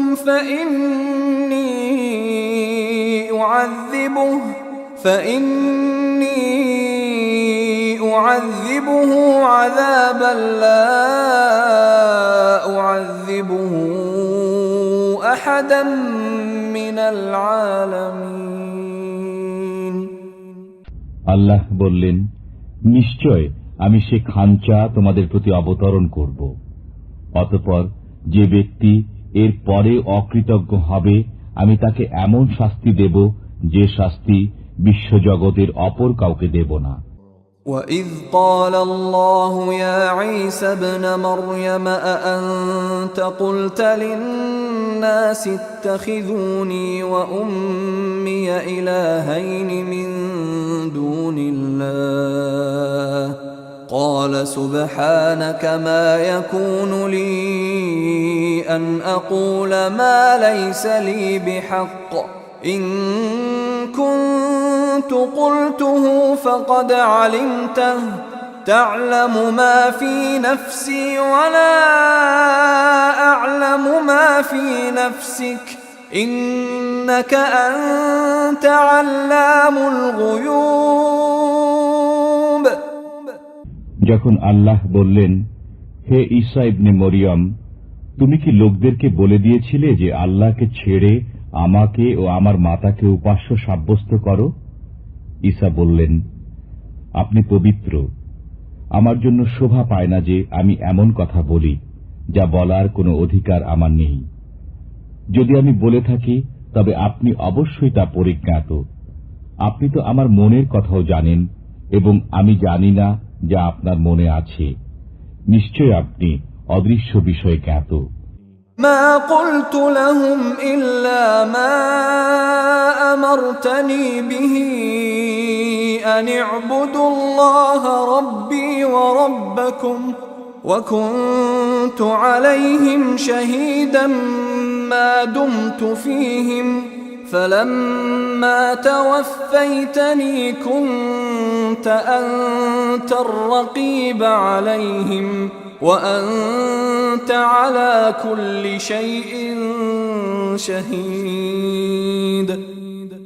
আমি তো তাদেরকে কিছুই বলিনি, শুধু সে কথাই বলেছি যা আপনি বলতে আদেশ করেছিলেন যে তোমরা আল্লাহর দাসত্ব অবলম্বন করো, যিনি আমার ও তোমাদের পালনকর্তা। আমি তাদের সম্পর্কে অবগত ছিলাম যতদিন তাদের মধ্যে ছিলাম। অতঃপর যখন আপনি আমাকে লোকান্তরিত করলেন তখন থেকে আপনি তাদের সম্পর্কে অবগত রয়েছেন। আপনি সর্ববিষয়ে পূর্ণ পরিজ্ঞাত। إن تعذبهم فإنهم عبادك وإن تغفر لهم فإنك أنت العزيز الحكيم। যদি আপনি তাদেরকে শাস্তি দেন তবে তারা আপনার দাস, এবং যদি আপনি তাদেরকে ক্ষমা করেন তবে আপনি পরাক্রান্ত মহাবিজ্ঞ। قال الله هذا يوم ينفع الصادقين صدقهم لهم جنات تجري من تحتها الأنهار خالدين فيها أبدا رضي الله عنهم ورضوا عنه ذلك الفوز العظيم। আল্লাহ বলবেন, আজকের দিনে সত্যবাদীদের সত্যবাদিতা তাদের উপকারে আসবে। তাদের জন্য উদ্যান রয়েছে যার তলদেশে নির্ঝরিণী প্রবাহিত হবে, তারা তাতেই চিরকাল থাকবে। আল্লাহ তাদের প্রতি সন্তুষ্ট এবং তারাও আল্লাহর প্রতি সন্তুষ্ট। এটি মহান সফলতা। লিল্লাহি মুলকুস সামাওয়াতি ওয়াল আরদি ওয়া মা ফীহিন ওয়া হুয়া আলা কুল্লি শাইইন কাদির। নভমণ্ডল, ভূমণ্ডল এবং এতদূর ভয়ে অবস্থিত সবকিছুর আধিপত্য আল্লাহরই। তিনি সবকিছুর উপর ক্ষমতাবান।